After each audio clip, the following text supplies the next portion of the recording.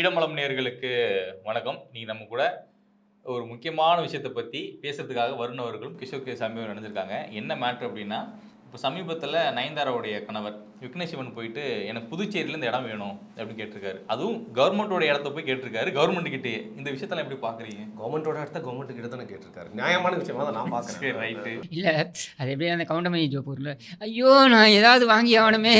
இந்த தெரு என்ன விலை? அந்த வீடு என்ன விலை? அப்படின்ற மாதிரி அந்த ஒரு இதுக்கு போயிட்டாரு போல இருக்கு. பட் ஆக்சுவலி அந்த சீகல்ஸ் இருக்கு இல்லையா? அந்த பர்ட்டிகுலர் இடம் அங்கே போயிருக்காரு. பியூட்டிஃபுல் ஸ்பாட் அது. நான் பாண்டிச்சேரி போகும்போதெல்லாம் I don't forget to go there. I mean அங்கே கண்டிப்பாக போவேன். அது எப்படி அப்படின்னா, உங்களுக்கு ஒரு ஒரு பழைய பங்களா அது. அந்த பங்களா வந்து அவங்க இதுவாக கிளப் மாதிரி மாற்றிருக்காங்க. அதில் மேலே இருக்கிற ஃப்ளோரில் வந்து டெரஸ் மாதிரி இருக்கும். அந்த டெரஸில் வந்து ரெஸ்டாரண்ட் மாதிரி, ரெஸ்டோ பார் மாதிரி இருக்கும். ரெஸ்டோ பாரில் வந்து பார்த்தீங்கன்னா, அங்கேருந்து பீச் வியூவோட இருக்கும். பியூட்டிஃபுல்லாக இருக்கும் அந்த இடம். அந்த இடம் வந்து ரொம்ப ஒரு ஒரு என்ன சொல்கிறது, ஒரு ஆன்டிக் பிளேஸ் மாதிரி நீங்கள் சொல்லலாம். அந்த பில்டிங்கே பார்த்தீங்கன்னா ரொம்ப பழைய பில்டிங் அது, புராதன ஒரு பில்டிங் அது. ஸோ அதனால் அதை வந்து நம்ம இன்னும் நல்லா பெட்டராக டெவலப் பண்ணலாமோ அப்படின்னு நினச்சிருக்கலாம். பட் அது பாண்டிச்சேரி கவர்மெண்ட் தான் அதை ரன் பண்ணுறாங்க. ரொம்ப குட் ஃபுட் அங்கே கிடைக்கும். நல்லாயிருக்கும் இந்த ரெஸ்ட் பார். நல்ல ஸ்பாட்டும் கூட. அதை பார்த்தீங்கன்னா அந்த பீச்சோட வியூ வந்து ரொம்ப பியூட்டிஃபுல் லொக்கேஷன் அது. ஸோ அது பார்க்கிங்லாம் கூட பார்த்தீங்கன்னா, அங்கே பெரிய ஒரு பார்க்கிங் ஸ்பேஸும் இருக்குது அங்கே. ஸோ அதாவது உள்ளுக்குள்ளே கொஞ்சம் தள்ளி பார்க்கிங் ஸ்பேஸும் இருக்குது. So it's a good spot and right in the பாண்டிச்சேரியோட இதில் இருக்குது. இல்ல, இப்ப என்ன கேள்வினா, விக்னேஷ் சிவன்கிட்டயோ, நயன்தாராகிட்டயோ இல்லாத சொத்துக்கள் கிடையாது, பணம் கிடையாது. அவங்க நினைச்சா வேற எந்த ஸ்பாட் கூட இது பண்ணி வாங்கலாம். பட் எதுக்காக அந்த ஸ்பாட்ட லொகேட் பண்றாங்க? அதுவும் கவர்மெண்ட்டோட சொத்து. இது புதுசா இருக்கு. இல்லை, அவங்களுக்கு நினச்சிருக்கலாம், இதை நம்ம வேணால் லீஸுக்கு எடுக்கலாமே. ஏன்னா அந்த மாதிரி லீஸ் கொடுத்துருக்க வரலாறுலாம் இருக்குது. ஸோ அந்த மாதிரி லீஸு எடுக்கலாமே. கவர்மெண்ட்டே லீஸ்க்கு வருது வேற. ஆனா கவர்மெண்ட் வந்து பராமரிப்பில் இருக்கக்கூடிய ஒரு இடத்த நாங்களா போயிட்டே கொடுங்கன்னு சொல்லி கேட்கறது கொஞ்சம் வினோதமா இருக்கு. இல்லை, அவ்வளோ பிடிச்சி போயிருக்கலாம் அந்த இடம். பர்சனலி எனக்கு ரொம்ப பிடிக்கும் அந்த இடம். இட்ஸ் எ வெரி நைஸ் ஸ்பாட்னு வச்சுக்கோங்களேன். அதுக்கு பக்கத்தில் ஓப்பன் ஸ்பேஸ் இருக்குது. இன்ஃபேக்ட் அவருக்கு விக்னேஷ் எனக்கு இந்த வீடியோ வாயிலாக கூட அந்த தகவலை நான் சொல்கிறேன். அதுக்கு பக்கத்தில் ஒரு ஓப்பன் ஸ்பேஸ் இருக்குது. அந்த ஓப்பன் ஸ்பேஸை கூட அவர் வந்து லீஸுக்கு எடுக்கலாம். அதை லீஸுக்கு எடுக்கலாம். பிகாஸ் இட்ஸ் ஓப்பன் ஸ்பேஸ் தான். அதில் அவர் இந்த மாதிரி ஒரு பில்டிங்கை கூட அவங்க கட்டலாம். பட் இந்த மாதிரி ஒரு ஆர்கிடெக்சரல் மார்பிளாக இருக்குமான்னு தெரியல. But then there are people who can do it also. அது மாதிரி பண்ணலாம். அதை எடுத்தாருன்னா அது நல்லா வரும். ஏன்னா அதை வந்து எனக்கு தெரிஞ்சு அது லீஸுக்கு கொடுக்குறதா தான் ஒரு கருத்து, ஐ மீன் தகவல். ஸோ அதை எடுக்கலாம் அவர். அதை எடுத்து வேணால் அதை மாற்றலாம். ப்ராப்பர்ட்டி மேனேஜ்மெண்ட் வீடியோ மாதிரி ஆயிடுச்சு. அதுதான். ப்ரொமோட் பண்ணிட்டு இருக்கீங்க ஃபுல்லாக. இது வாங்கலாம் இல்லை அது விற்கலாம் அப்படின்னு. Sometimes it is a very big investment. இப்போ நீங்கள் டொனால்ட் ட்ரம்ப் எடுத்திங்கன்னா, அவரோட மாரலாகோ பாம் பீச் ஃப்ளாரிடாவில் வந்து அவருடைய இடம் இருக்கு இல்லையா, அந்த மாரலாகோன்றது. மாரலாகோன்றது என்னென்னா, அது வந்து ஒரு லேடி அவங்க வந்து அதை ஒரு கிளப்பாக உருவாக்கி வச்சுருந்தாங்க. அதுக்கப்புறம் அவங்க வந்து யூஎஸ் கவர்மெண்ட்டுக்கு கொடுத்துட்டாங்க. அவங்க இறந்து போகும்போது அவங்க உயில் எழுதி வச்சுட்டாங்க யூஎஸ் கவர்மெண்ட்டுக்குன்ட்டு. யூஎஸ் கவர்மெண்ட்டுக்கு உயில் எழுதி வச்சோன்னா யூஎஸ் கவர்மெண்ட்டால் அதை ரன் பண்ண முடியல. ஏன்னா அதோடைய மெயின்டெனன்ஸ் ரொம்ப ஜாஸ்தியாகுது. அங்கே அமெரிக்காலாம் அவங்களுக்கு வந்து சில சட்டங்கள் இருக்குது. புராதன கட்டிடங்கள் அப்படின்னா அதோடைய இந்த புராதன இந்த இது வந்து பாதுகாக்கப்படும். தொடக்கூடாது அதை வந்து நீங்கள் எப்படியும் டேமேஜ்லாம் பண்ணி இடிச்சிட்டு கட்டுறது அதெல்லாம் பண்ண முடியாது. ஸோ அதை பாதுகாக்கிறதுக்கே நிறைய செலவாகும். ஸோ அதை மெயின்டைன் பண்ணுறதுக்கு ரொம்ப காஸ்ட் அதிகமானதுனால கவர்மெண்ட் என்ன பண்ணிடுச்சு, திரும்பி அவங்களுக்கே கொடுத்துருச்சு, அந்த ட்ரஸ்ட்டுக்கே கொடுத்துருச்சு. அந்த ட்ரஸ்ட்லேருந்து ட்ரம்ப் வாங்கினார். அதை வாங்கும்போது எல்லாரும் அவரை வந்து ப்ளேம் பண்ணாங்க. இது என்ன இதை போய் வாங்கிட்டு இருக்கீங்க நீங்கள், இது ஏகப்பட்ட இது மெயின்டெனன்ஸ்க்கே ஏகப்பட்ட செலவாகும் அப்படின்னு சொல்லிட்டு. பட் அதுக்கப்புறம் பார்த்தீங்கன்னா அது சரி பண்ணி அதை இன்றைக்கி பார்த்தீங்கன்னா அது ப்ராஃபிட்டபுளாக மாற்றிட்டார். ஒரு ப்ரைவேட் கிளப்பாக மாற்றிட்டார். அதாவது எக்ஸ்க்ளூசிவ் கிளப்பாக மாற்றிட்டார். பணக்காரர்கள் மட்டுமே அங்கே செல்ல முடியும் அப்படின்ற மாதிரி ஒரு கிளப்பாக அது மாதிரி கிளப்பாக மாற்றி, அதுக்கு ஒரு சார்ஜ் பண்ணி வருஷத்துக்கு இவ்வளோ கட்டினா தான் நீங்கள் வர முடியும் அப்படின்ற மாதிரி மாற்றி அதுக்கு லைன் கட்டி நிற்கிறாங்க இன்றைக்கி. அங்கே தான் அவர் இப்போ அவருடைய வீடும் அங்கே தான் இருக்குது. மரலாகுல தான் அவரோட வீடும் இருக்குது. எதுக்கு சொல்ல வரேன்னா, இந்த மாதிரி உலகளாவிய அளவில் தேர் ஆர் இன்ஸ்டன்சஸ். நம்ம இவர் கோவாவில் பியூட்டிஃபுல்லாக இது கட்டியிருக்காரு ரிசார்ட்டு. இவர் விஜய் மல்லையா, பியூட்டிஃபுல் ரிசார்ட் அது. ஒரு வாட்டி நான் போயிருக்கேன். பியூட்டிஃபுல் ரிசார்ட் அது.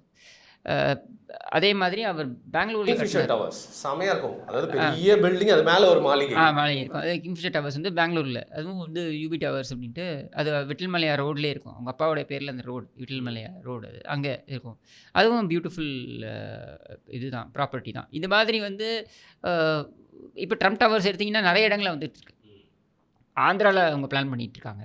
ஸோ இந்த மாதிரி நிறைய இடங்களில் வந்துக்கிட்டு இருக்கு. ஸோ அந்த மாதிரி இவங்க நினச்சிருக்கலாம், இது ஒரு பிராண்டாக கொண்டு போகலாம்னு கூட அவங்க நினச்சிருக்கலாம். ஏன்னா அவங்க ஏற்கனவே அந்த பிஸ்னஸ்லாம் இருக்காங்க. ஏதாவது பிராண்டு பண்ணணும், நிறைய பிராண்ட்ஸில் இன்வெஸ்ட் பண்ணுறது, இதெல்லாம் வந்து சாதன பொருட்கள்லாம். ஆமாம், நயன்தாரா வந்து அது பண்ணுறாங்க. ஃபுட் இண்டஸ்ட்ரியில் கூட அவங்க ட்ரை பண்ணுறாங்கன்னு கேள்விப்பட்டேன் நான்.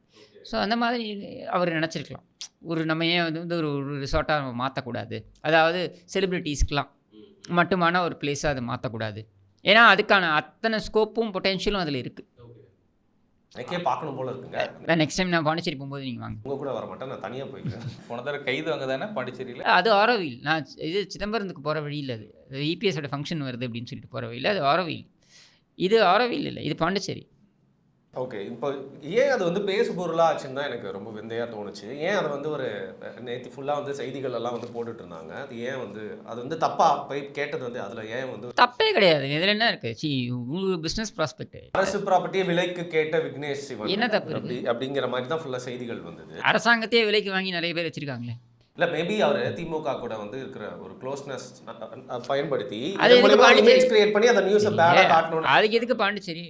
இதுதான் என் குடும்பம் மானாவரியாக வாங்கி போட்டிருக்கேன். ஈசிஆரில் பாதி இடத்த வாங்கி போட்டிருக்கேன் அந்த குடும்பம் தான் அடிச்சு பிடிங்கி. புரியல, நான் கேட்கணும்னு நினச்சேன். இப்போ எல்லாருமே வந்து மானிட்டர்டு. ஒரு அரசியல்வாதிங்க அப்படின்னா அவங்க எவ்வளோ சொத்து வச்சுருக்காங்க, எல்லாமே எப்படி அவங்களுக்கு வந்து வருமானம் எல்லாமே வந்து பார்த்தீங்கன்னா ஃபுல்லாக மானிட்டர்டு. இடியிலேருந்து எல்லாத்தையும் வச்சு நடவடிக்கை வந்து எடுக்கலாம். ஆனால் ப்ராப்பர்ட்டியாக எல்லாருமே வாங்கி வச்சுருக்காங்க. ஈசிஆரே வந்து பார்த்தீங்கன்னா ஒரே குடும்பத்தில் நிறைய பேர் வந்து வாங்கி வச்சுருக்காங்க. இது மட்டும் இல்லை, எல்லா கட்சியிலுமே பினாமி பேரில் வாங்குறது தான். ஓகே, இப்போ ஐடி டிஃப்ரெண்ட் நேம், பினாமி பேரில் வாங்குறது, வாங்கி போடுறது. சரி, அதுக்கப்புறம் அதை ரியல் எஸ்டேட்டாக மாற்றுறது, ஏதாவது ஒரு கன்ஸ்ட்ரக்ஷன் கம்பெனியோட டைப் பண்ணுறது, ஏதாவது ஒரு ரிசார்ட்டோட டைப் பண்ணுறது, ஒரு ஹோட்டல் செயினோட டைப் பண்ணுறது, இந்த மாதிரி டைப் பண்ணி அதிலிருந்து ஒரு இன்கம் வரா மாதிரி பார்த்துக்கிறது.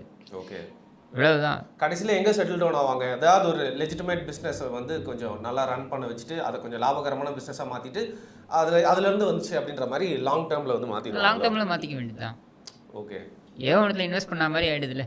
சரி, இது என்ன உழைச்சி சம்பாதிச்ச பணமா? இது திருட்டு பணம். இவங்கள சொல்லலை, நயன்தாராவையோ விக்னேஷ் சிவனையோ நான் சொல்லலை.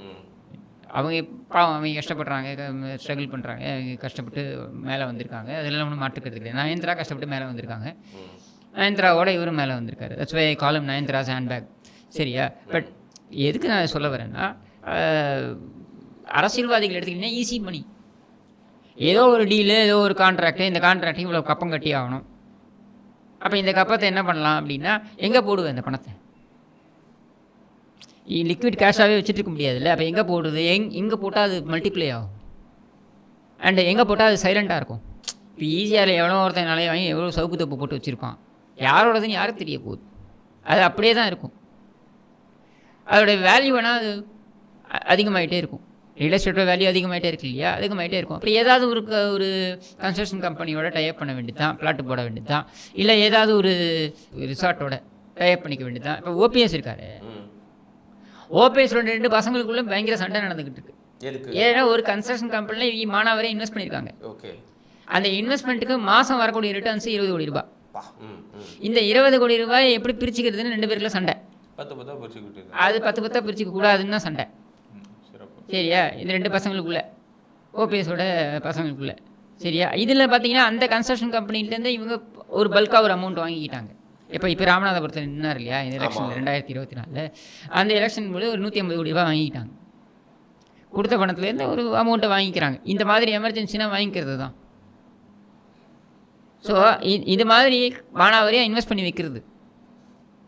இன்வெஸ்ட் பண்ணி வச்சுட்டு இப்போ நீங்கள் தேனியில் எடுத்திங்கன்னா பல இடங்களில் இவங்களுடைய சொத்துக்கள் இருக்கும். ஓபிஎஸ் பையனுடைய சொத்து எடுத்து பார்த்தீங்கன்னா ஒரு காலேஜ், அந்த காம்பவுண்ட் வாலே 1.5 கிலோமீட்டர் போகும். அவ்வளோ பெரிய ப்ராப்பர்ட்டி. உள்ளுக்குள்ளே போனீங்கன்னா ஒரு மாளிகை மாதிரி இருக்கும் காலேஜ். கஷ்டப்பட்டு வந்த ஒரு ஓபிஎஸ், என்ன கஷ்டப்பட்டு வந்து டிஆர்த்தி வந்தார். அவருக்கு டிஆர்த்தினது தப்புன்னு சொல்லலை, அதை நான் மதிக்கிறேன். ஏன்னா அவர் வந்து ஒரு தொழில் பண்ணார். அதுக்கப்புறம் எங்கேருந்து வந்தது இவ்வளோ சொத்து? இவர் பசங்க 2 பேர் என்ன உழைச்சி சம்பாதிச்சானுங்களா? யாருமே அந்த கேள்வியை கேட்குறது இல்லை. தேனியில் போனீங்கன்னா அவ்வளோ ப்ராப்பர்ட்டி. இதே ரவீந்திரநாத் ஓபிஎஸ் பையன் அவன் இந்த ஒரு இது வச்சுருக்கான். அந்த இந்த படம் வருதுல்ல, அது என்னது வேனோட படம், ஒன்று விக்ரமோட ஒரு படம் வரும், என் பேர் மீனாகுமாரி. அந்த பாட்டு. அது மாதிரி ஒரு கண்டெய்னர் ஒன்று இது பண்ணி வச்சுருக்கான். கண்டெய்னராக அது என்ன சொல்லுவாங்க, கேரவன். அந்த கண்டெய்னரை கேரவனாக மாற்றி அந்த கேரவனில் இறங்குறதே கிடையாது. பட் நான் என்ன கேட்குறேன்னா, இவ்வளோலாம் எங்கேருந்து இவ்வளோ சொத்து வந்தது? நீ என்ன உழைச்ச? ரவீந்திரநாத் என்ன உழைச்சான்? மக்களுக்காக. என்ன மக்களுக்காக என்ன உழைச்சான்? என்ன செக்கு இழுத்தானா? மூட்டை தூக்கினானா? பிஸ்னஸ் பண்ணானா? ரோசி டீ ஸ்டால் தானே அவன் டீ ஸ்டால் பேர், அவங்க அப்பா பேரோட டீ ஸ்டால் பேர். ரோசி டீ ஸ்டாலில் ஃப்ரான்ச்சைசி கொடுத்து சம்பாதிச்சானா? எங்கேருந்து வந்தது இவ்வளோ பணம் இவனுக்கு? யாருமே கேட்குறது கிடையாது. ஏன்னா இவன் கேள்விகளுக்கு அப்பாற்பட்டவன். இதுக்கு இவன் நீங்கள் கொடுத்துக்கிறதுக்கு ஃபுல் பேஜில் பரதன் பரதன் அப்படின்னா வந்து இவங்களா கொடுத்துக்கிறது. நான் என்ன கேட்குறேன்னா, நீ என்ன நீ உன்னுடைய நீ வந்து ஒரு டம்மி முதலமைச்சராக இருந்த அப்படின்றத கடந்து உனக்கு என்ன ஒரு கிரெடிட் இருக்குது? உன்னோட சாதனை என்ன? ஒன்றும் கிடையாது. தேனியில் பார்த்தீங்கன்னா அத்தனை எஸ்டேட்டு. எங்கிருந்துடா வந்தது உங்களுக்கு இந்த பணம்? எங்களோட இணைந்து பல்வேறு கேள்விகளுக்கு மிக சிறப்பு கொடுத்துருக்கு. நன்றி. நன்றி.